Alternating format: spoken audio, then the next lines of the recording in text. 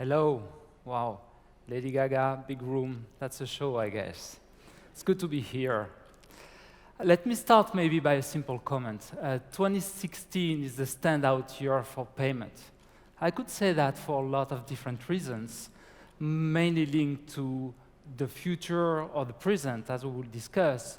But one of the little-known facts is that we have something very important to celebrate this year, a momentous anniversary.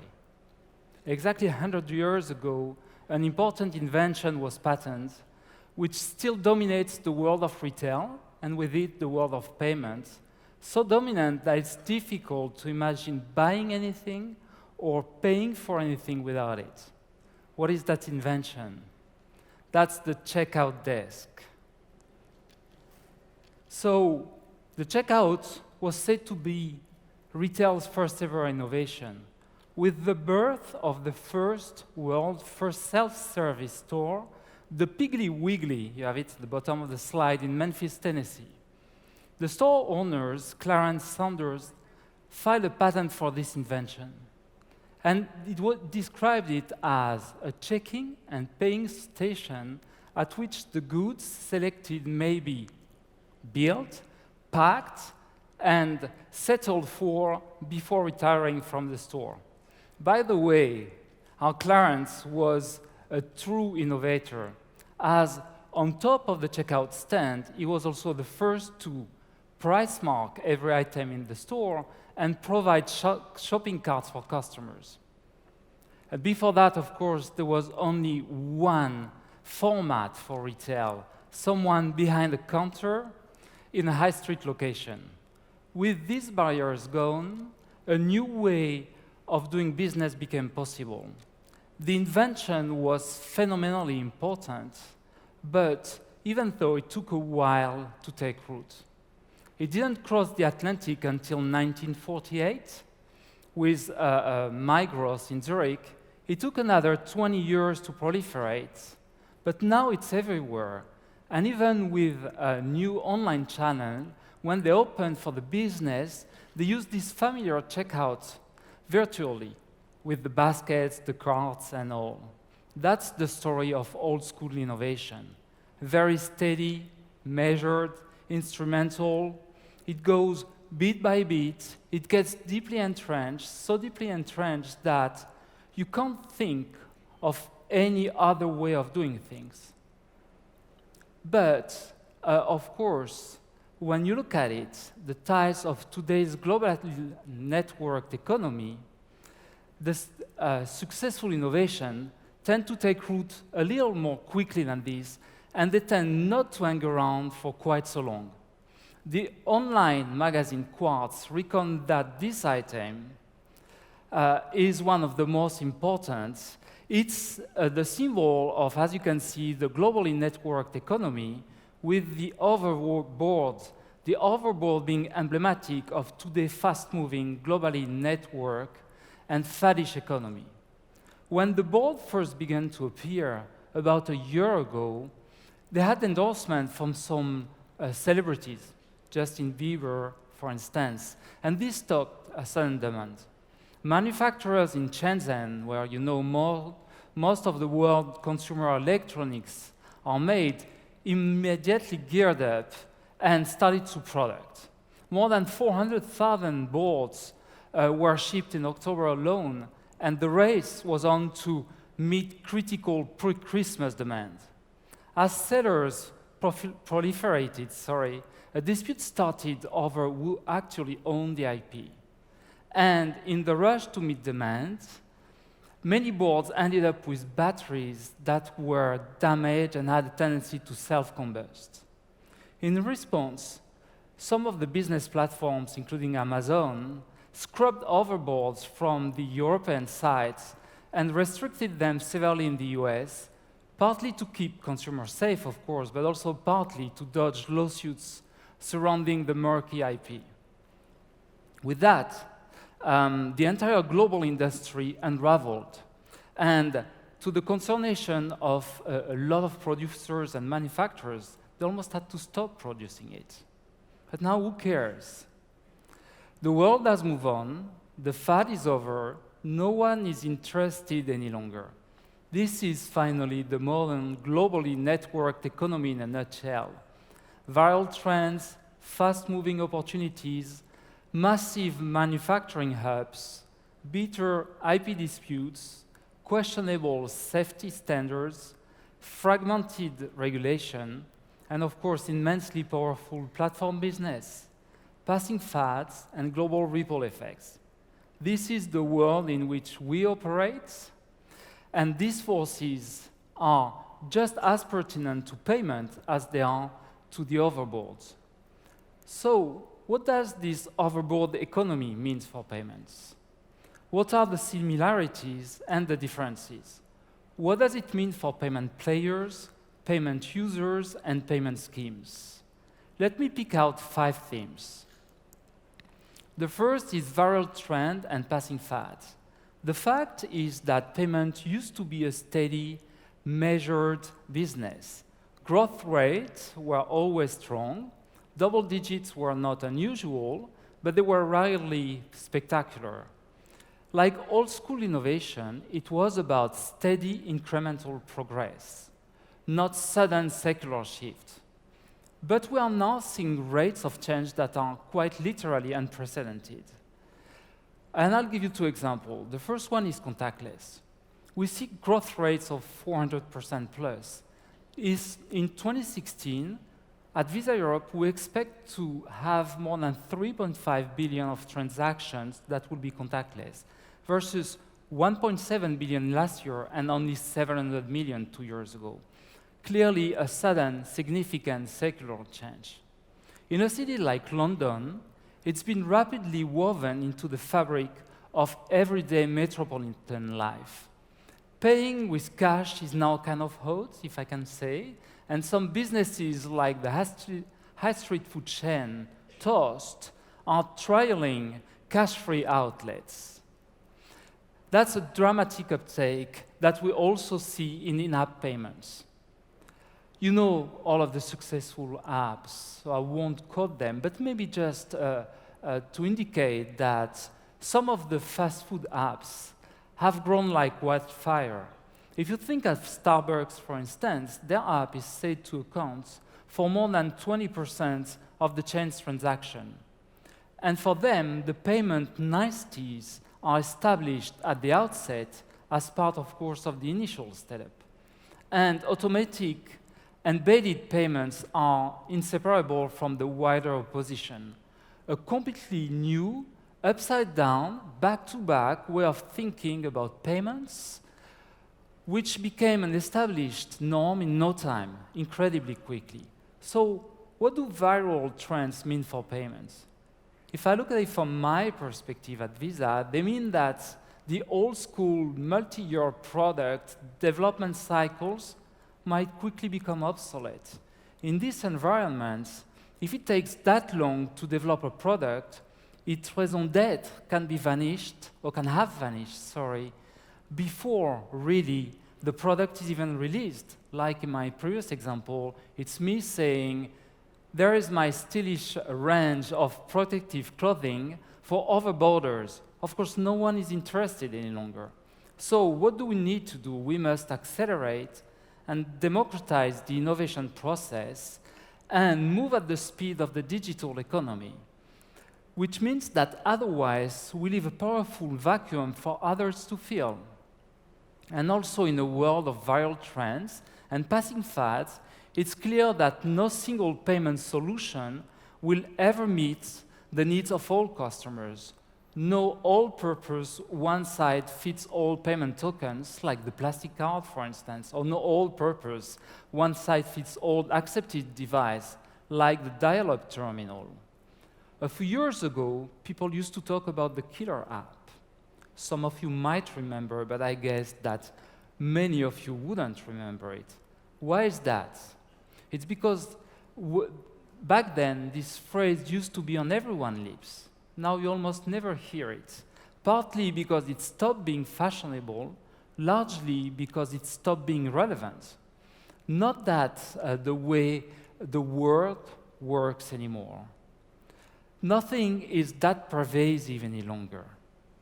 And the game has moved from the killer apps to, if I look at it once again from a payment perspective, to the killer environments. Environments that enables and empowers every player, bank, retailers, developers, tech company, whatever, to leverage the true value of payments in a way that meets their own business need. And Visa's responsibility is to create that killer environment, opening access, maintaining standards, accelerating growth, transforming technology, and of course, championing security. So don't look for new orthodoxy. Visa will continue to be a payment platform, but might cease to have a unique, consistent physical manifestation. So our second factor is about fast-moving opportunities. It's linked to the first. It is about enabling and responding to viral trends and passing fads. For that, we need fast movers and businesses who would spot a gap, opening up, and they move quickly to fill it. So what is the payment equivalent? For me, it is the FinTech community with the entrepreneur, the big ideas, no inhibition, moving at such an astonishing speed. There are some that would talk of the heat of the FinTech scene, and I know that you will discuss it afterwards. But most of the figures I see, have shown that the trend is still up and running. For instance, the investment bankers Berkeley Noyes recently released their full 2015 reports on M&A activities in FinTech. And the total transaction value of the 400+ deal has more than doubled to reach almost 64 billion. And 7 transactions broke the 2 billion barrier compared to 2014. Meanwhile, Kearney estimates that every third business in the FinTech 50 is a payment business. And the PE ratio of these FinTech businesses is twice the market average and up to 25 times for some of them.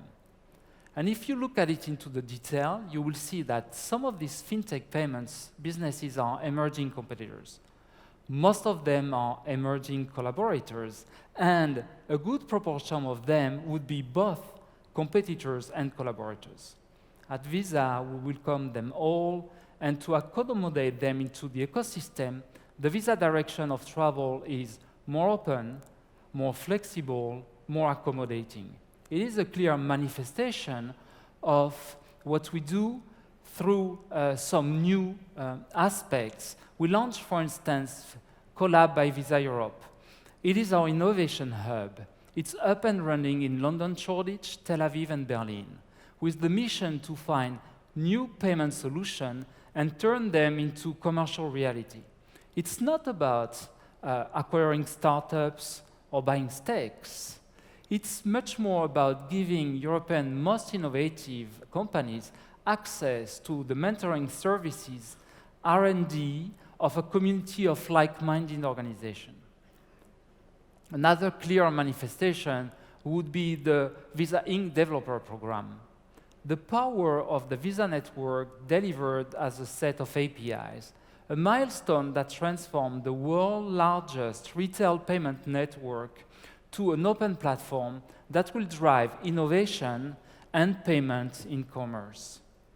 It will also offer access to some of the Visa's most popular payment technologies or services, like account holder identification, P2P capabilities, secure in-store and online payment services such as Visa Checkout, currency conversion, and transaction consumer alerts. This initiative supplements in a wider innovation focus because good ideas can come from everywhere. They, of course, can come from across the existing system of vendors, from our clients, but also, of course, from across Visa. When they hit on the right formula, they scale incredibly quickly. They go from almost nothing to industry giants in a few short years. Then there are the modern day equivalents of our client centers to their retail's innovation, forever finding new ways to make their business fresh, a laser-like focus on the customer experience and how to embellish it, constantly assimilating an asteroid strike of new technology, and see payments as perhaps the bigger pain point in their customer journey. This is further rationale for our open approach to innovation. The aim there is to make Visa the payment platform of the digital economy. Like any other digital platform, the key to success is to nurture a thriving ecosystem and get the network effects going. That means making it easy and attractive for other players to plug into our platforms, take advantage of our assets, benefit from our solution. There are some risks that we do like to take, and some others that at Visa we don't. Championing security is a central strategic pillar. Trust is central to the brand promise. We are stewards to one of the world's most trusted brands, the fifth most trusted actually. Who would thank us for risking that reputation?